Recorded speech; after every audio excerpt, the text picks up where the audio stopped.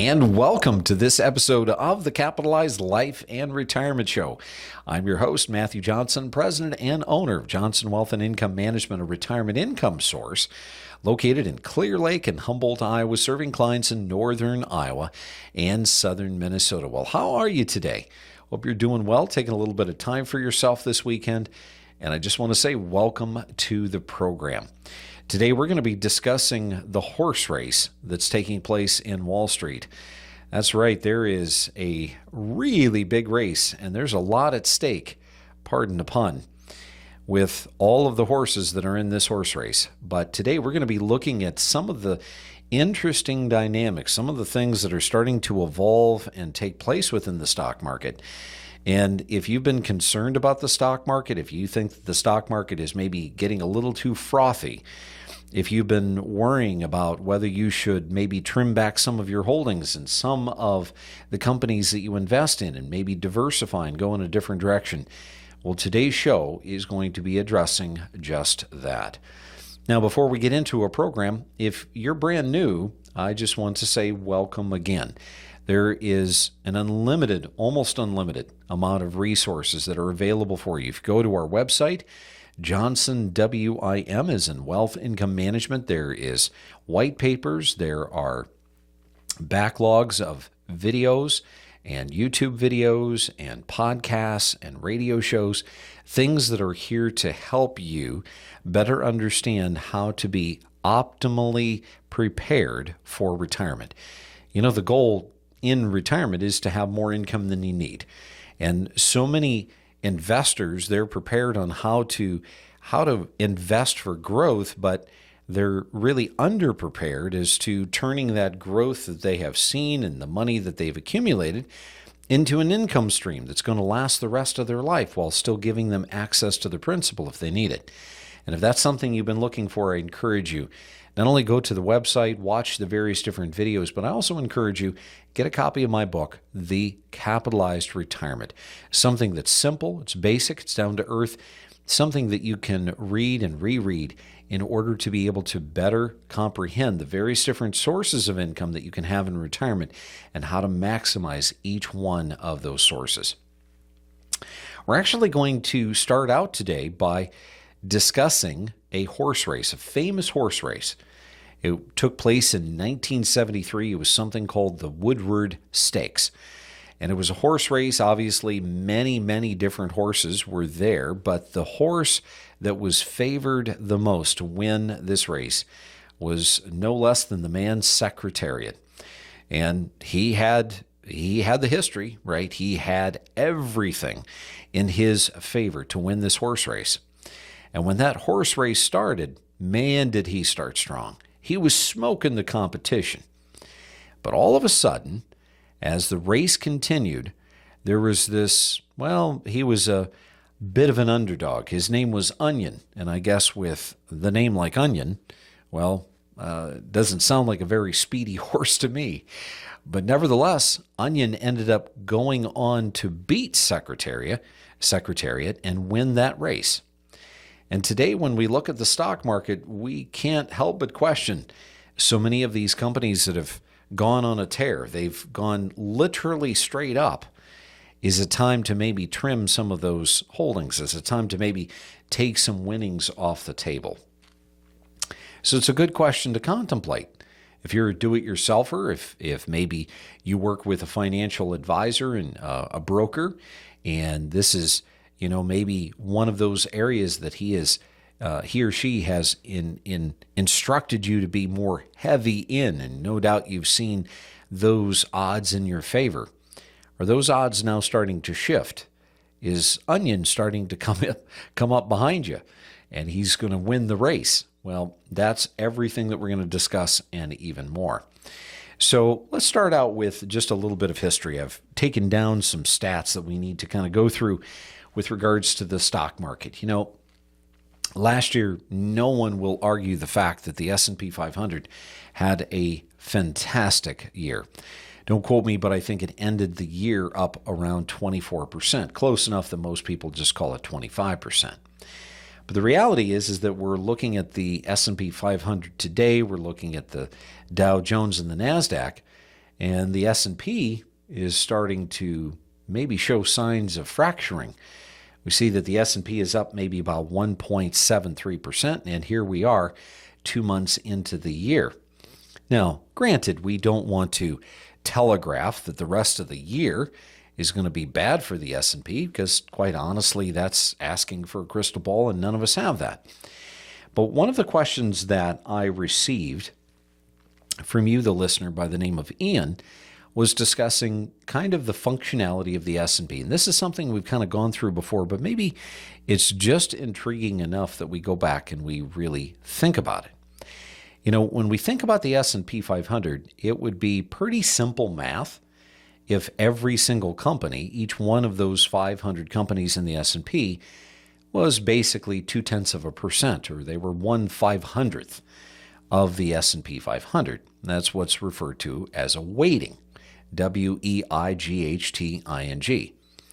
But the reality is that it doesn't really work that way. When we think about the S&P, we have to realize that your position in line, if you're a company in the S&P, and the amount of volume that you make up of the S&P is really based upon your capitalization, how big you are. And when we think about the S&P 500, we know that the tech companies are really, by and large, well, they are very, very large. They make up the vast majority of the 500 companies that are there. And here's a little interesting tidbit. When we take and we carve out, say, the tech companies, okay, and we carve out just a little bit of them, or better yet, let's do it this way. If we take and we create a weighting of 1/500th of every single company, instead of the S&P 500 being up last year in 2024, 24%, the S&P 500 would only be up by 1/2 of that. Isn't that interesting? Now, what if you eliminated the tech stocks entirely? You just completely took them out of the picture. What would the S&P 500 be up in 2024 if the S&P didn't have any of these tech giants in it? Well, it would be up 7%. Look at that. Isn't that interesting? It would be up 7%, not 24. It would be up 7. So what's the point? What are you driving at, Matthew? Well, the thing to consider is that if you've been overweight, or if you've got a tremendous amount of technology in your portfolio, we may want to second guess whether we are going to get lucky 2 years in a row. And I think many investors are starting to wake up, especially after things like DeepSeek coming out, saying that they can do so much better with microchips that are less quality. They can have less data. They can have way less energy usage to be able to get to the same place that many of the American technology companies can. I think that was a bit of a wake-up call. That was a company that was on nobody's bingo card. And when they revealed that information, it caused many investors that were overweight in technology to think about, wait a minute, should I continue to be investing in these companies, especially now in light of the fact that maybe they're not actually as good as what I think? And I think that that's an honest question that we have to ask ourselves. For many do-it-yourselfers, you know, they're making a judgment call. If you're a do-it-yourselfer, you're having a conversation with yourself about what you invest in. You're trying to do as much diligent research as you possibly can. But here's the thing that all human investors struggle with. And it's not fun to admit this, but it's true. We make decisions, generally speaking, as human beings, emotionally. And there's generally two emotions that will drive every decision, especially when it comes to investing. And I bet you can guess what the first two are. It's fear, right, over here, and it's greed over here. And sometimes we can get this feeling that the companies that we're investing in, or the company that we're investing in that kind of happens to be the darling of our portfolio, well, it just simply can't end. It's going to go to the moon. It's going to continue on. And we have to be careful of that. Because despite the fact that Secretariat had history on his side, despite the fact that he had won so many races, he was highly favored. He was likely going to be the one to win that race. Well, it turns out he didn't. It turns out he got beat by others. And so if you've been asking yourself, is the stock market getting a little too frothy? Should I take some of these winnings off the table? Well, it's hard for me to answer that question because I don't know anything about you. I don't know how old you are, how close to retirement you are, if you're in the accumulation stage, or maybe if you're in the distribution stage. And now you need to start making that transition to greater principal safety and more of an output of income from your portfolio. But we're coming up to our first break, and it's going to be very important because in the second half of today's program, we're going to be discussing the broadening of the market and what this means to you, and maybe where you have an opportunity to continue to keep some momentum going. And we'll be discussing, no doubt, these momentum stocks and kind of the positive, but then also the negative. What we need to be so very careful of, especially in today's world and today's political environment where things are starting to shift. And we all know that every single day seems to be a new day for President Trump. Every single day seems to create a new surprise for us as Americans. Some of these things are extremely encouraging to us as Americans, but yet at the same time, they're surprising to the market. And here's the one thing we all know about the market.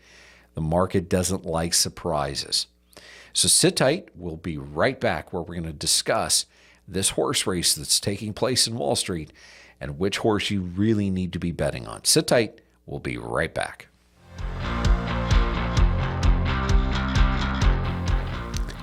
And welcome back to the second half of the Capitalized Life and Retirement Show.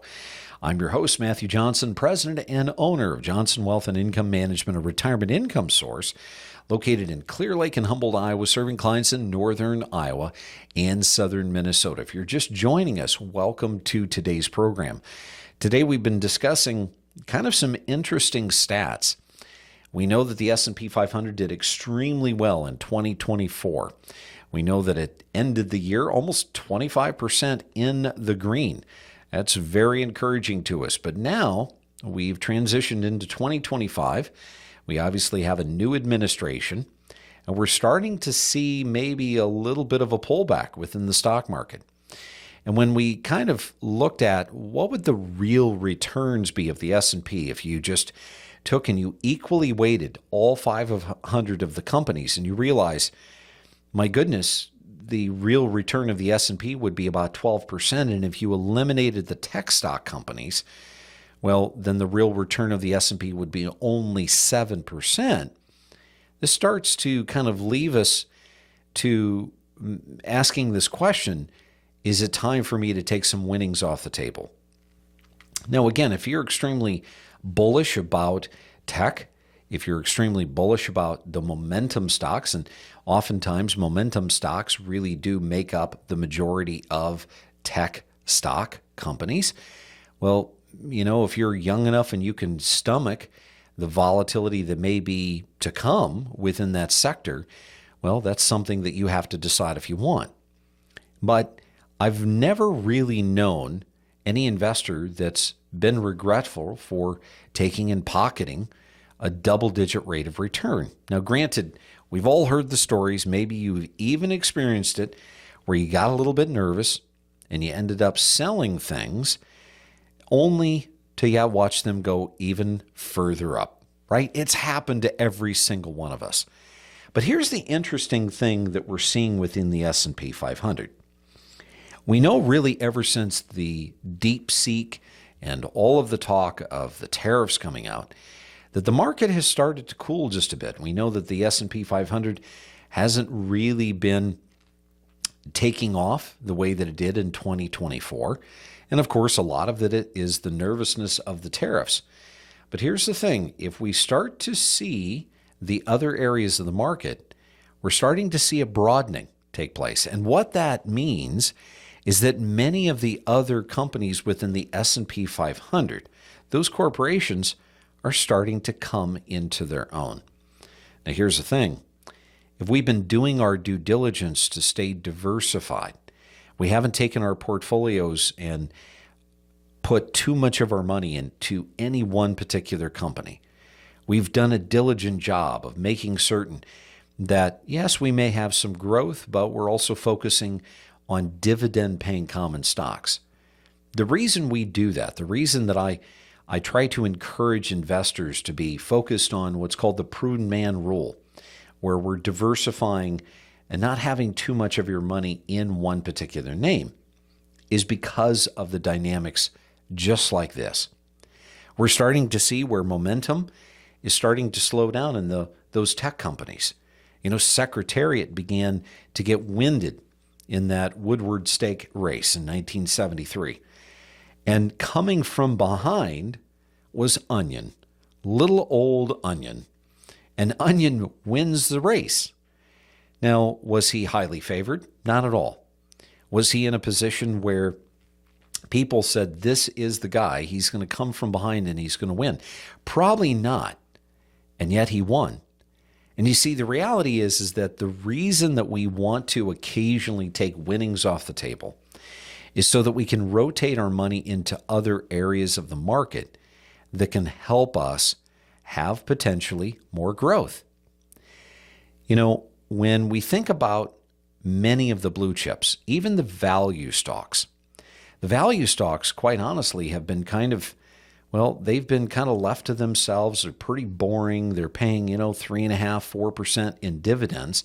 Nobody's really paying attention to them because of all the hype.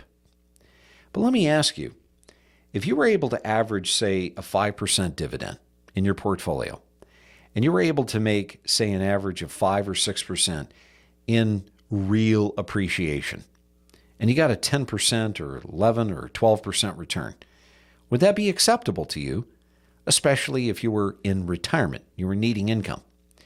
And the answer is absolutely. For most retirees are not looking to take on the risk to get a double-digit rate of return because they understand either A, that they're close enough to retirement if they're pre-retiree, that if they lose big, they can't recover in time for retirement, and now they may end up having to live on less, or they're going to have to reduce their lifestyle. Or maybe they're in a position where they are in retirement and they realize that it's not always going to be this good.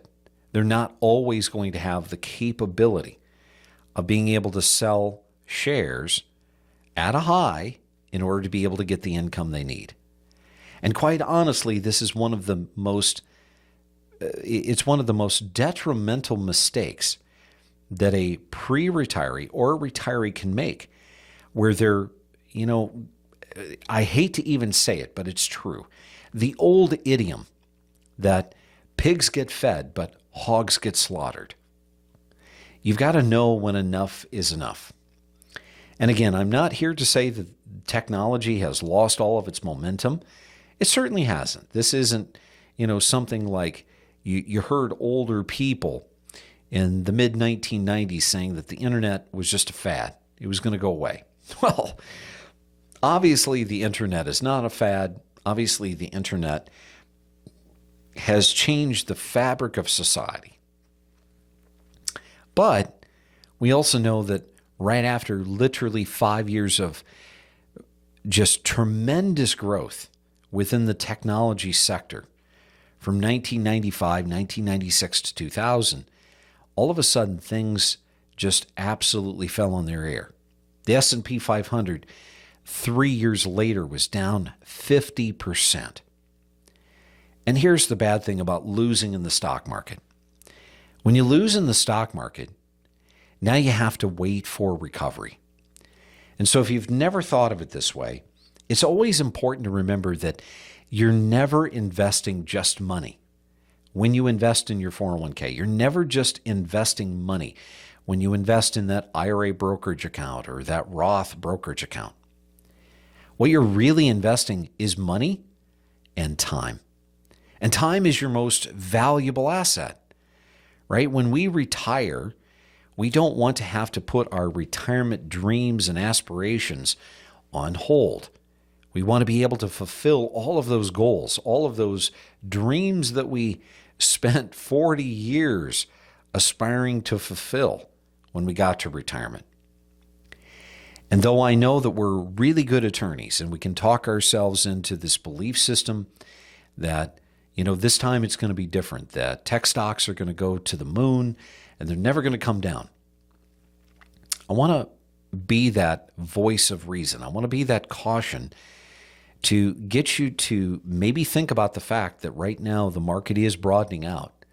Investors are beginning to diversify away from technology. There's not as much hype. There's not as much excitement. There's not as much enthusiasm taking place within those tech companies. And I want you to maybe consider this. In the same way that if we eliminated the tech stocks from the S&P, and we saw that the real return of the S&P for 2024 would have only been about 7%. What does that tell you if the tech stock companies, which make up the majority of the S&P 500 in their capitalized state, in other words, how big they are, the percentage of the S&P that they make up, what does that mean to the S&P if all of a sudden these tech companies start to decline? Things start to cool off more rapidly. Maybe there's a surprise from, say, a political standpoint. What happens to the S&P? Well, if your thinking is the same as mine, that means that in the same way that they drag the S&P 500 up, they have the capability of dragging the S&P 500 back down. Now, is that going to happen? Are we going to go into a recession? I don't think so. I don't see much of a chance of a recession on the near horizon, although there are many concerns that we have when we look at lagging economic data in this country. And I know that President Trump is, he is going in a million different directions right now. He's trying to, cut down on fraud, waste, and abuse. He has many very, I would say, admirable agendas that he wants to try to be able to get past. But the reality is that for most of us, we have zero control on what he does or does not do. In fact, we have zero control on what the stock market does from day to day. And so maybe this is the horse race where not betting too heavily on Secretariat would be a good thing. Knowing that you've made money on Secretariat in past races, but now it's time to maybe diversify. Get into things that are maybe a little bit more income-oriented, that provide you a little safe harbor, but knowing that as things cool within one sector, this is where the broadening of the market actually takes place. And so if you consider taking some of those winnings off the table, do you want to sit in cash? No. I had a gentleman tell me that he is going to sit out of the market over the next 4 years because he is so scared.